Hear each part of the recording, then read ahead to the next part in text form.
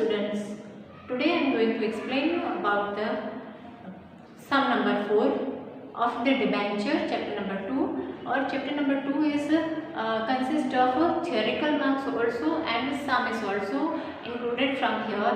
So see over here, fourth number sum. Sachin Marble Limited issued 12,000 debenture of 100 each. तो यहाँ पर Sachin marble जो है उन्होंने 12,000 debentures, this is also one kind of security. जैसे आपके शेयर्स इशू करके पैसे मंगवाते हैं वैसे ही आप डिबेंचर्स इशू करके भी पैसे मंगवा सकते हो, पर डिबेंचर के ऊपर फिक्स्ड इंटरेस्ट देना पड़ता है, पर इक्विटी शेयर के ऊपर डिविडेंड फिक्स्ड नहीं होता है।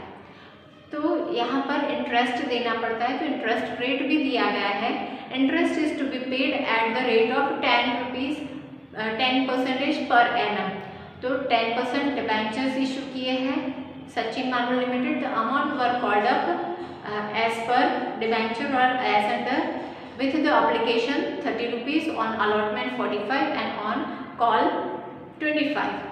Applications were rejected by company of 15,000 debentures. Okay, तो यहाँ पर 15,000 डिबेंचर्स आए थे, पर बाकी के जो थे वो डिबेंचर्स एप्लीकेशंस रिजेक्ट किए. After allotment of 12,000 debentures rejected excess applications of debentures and refunded the money to the applicants. All the amounts due on allotment and called were duly received. Write the journal entries in the books of the company. तो यहाँ पर calculations करेंगे. First of all on the applications. Application के time पर हमें पैसे मिले हैं 15,000 एप्लीकेशंस के. एक्चुअल में हमने डिबेंचर्स कितने इशू किए हैं? 12,000 डिबेंचर्स, और एप्लीकेशंस मिले हैं 15,000 multiply by 30 rupees per head. तो यहाँ पर 4,50,000 आएगा. So that amount have to be received. अब इस अमाउंट में से हम 10% डिबेंचर्स के अंदर ट्रांसफर करेंगे 12,000, क्योंकि हमने इशू किए हैं 12,000. तो 12,000 इशू करते हैं, तो 12,000 मल्टीप्लाई बाय 30, 3,60,000 अमाउंट हम हमारे पास रखेंगे. और बाकी का कितना बचता है? 3,000 एक्स्ट्रा है. 15,000 माइनस 12,000 करेंगे तो हमारे पास 3,000 एक्स्ट्रा है, वो हम रिफंड करेंगे, मीन्स एप्लीकेंट्स को वापस दे देंगे. 3,000 multiply by 30 that is of 90,000. So this make the 4,50,000. तो ये जो अमाउंट है उसमें से हमने ये एक्सेप्ट कर लिए हैं और ये जो है वो वापस दे दिए. Total amount have to be like that 4,50,000. Now on allotment के टाइम पर भी हमने पैसे मंगवाए थे 12,000 ये अबाउट हमारे पास डिबेंचर्स, और 45,000 ईच, सो 45 रुपीज़ ईच. तो यहाँ पर दोनों का मल्टीप्लिकेशन करेंगे. So we are getting 5,40,000 amount. तो ये था एप्लीकेशन के टाइम पर अमाउंट. तो इसी को भी 10% डिबेंचर के अंदर ट्रांसमिट करेंगे.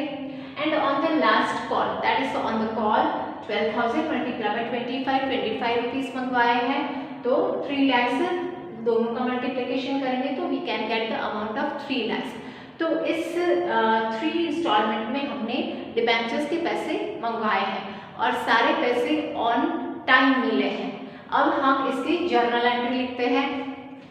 फर्स्ट ऑफ ऑल हेडिंग लिखना है journal entries in the books of Sachin marble limited. Date, particular, LF, debit, credit, like that we have to make the format. Now first entry, bank account, debit.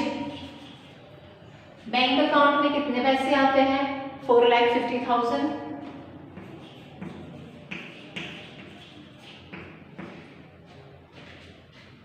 To 10% debenture application account 4,50,000.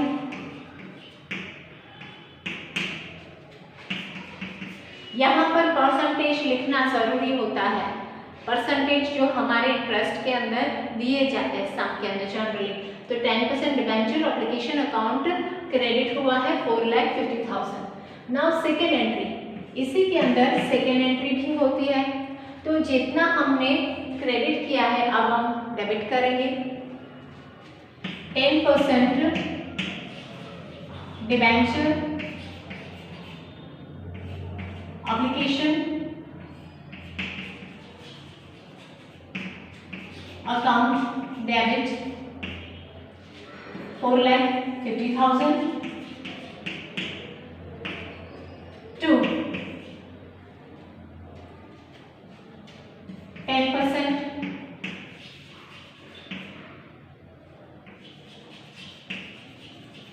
Debenture account to bank account. 10% debenture के अंदर कितना आएगा? 3,60,000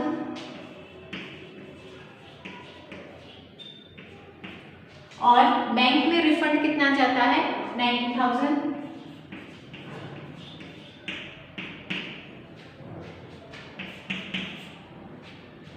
तो ये हो गया application के time का journal entry. Now next journal entry है हमारी अलॉटमेंट के टाइम पर। 10% debenture allotment account debit. Allotment account debit कितना हो रहा है? 5,40,000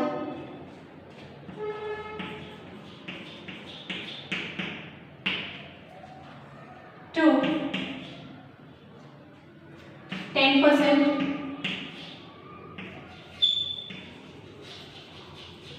debenture account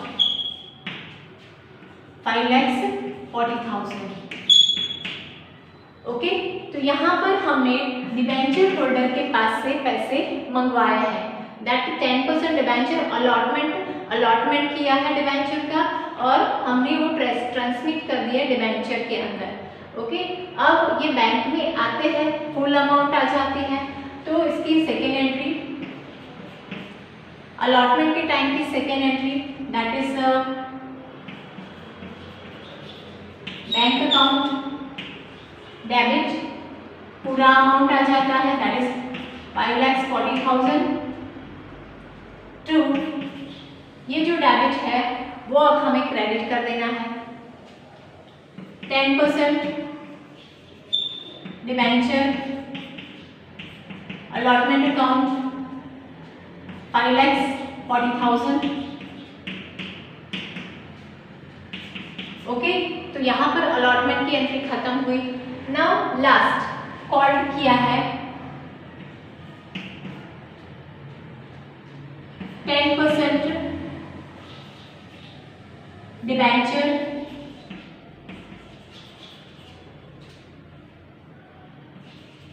called account debit.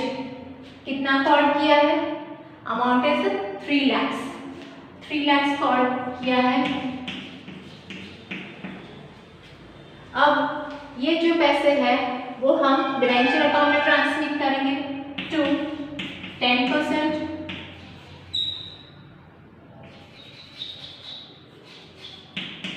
Debenture account 3 lakhs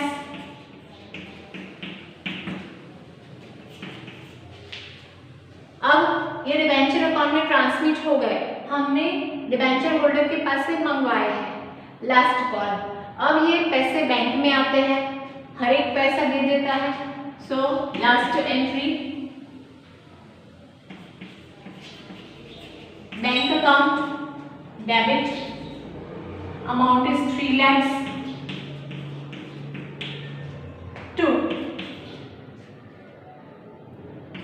10% debenture called account 3 lakhs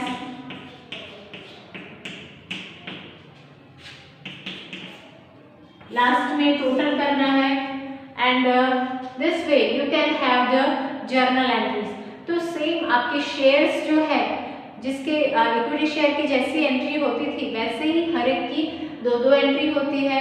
वैसे ही प्रोसेस होता है जैसा शेयर्स इशू करते हैं हम इक्विटी शेयर्स इशू करते हैं तो जो प्रोसेस है प्रॉस्पेक्टस डिक्लेयर करना होता है और वो से कि इंस्टॉलमेंट में पब्लिक के पास से पैसे मंगवाते हैं। सेम वे यहाँ पर डिबेंचर के अंदर भी वैसा ही है। हमने 3 इंस्टॉलमेंट में पैसे मंगवाए। First is on application, second is on allotment और थर्ड इज ऑन कॉल। तो यहाँ पर वैसे ही प्रोसेस होता है। You have to study it well. Thank you.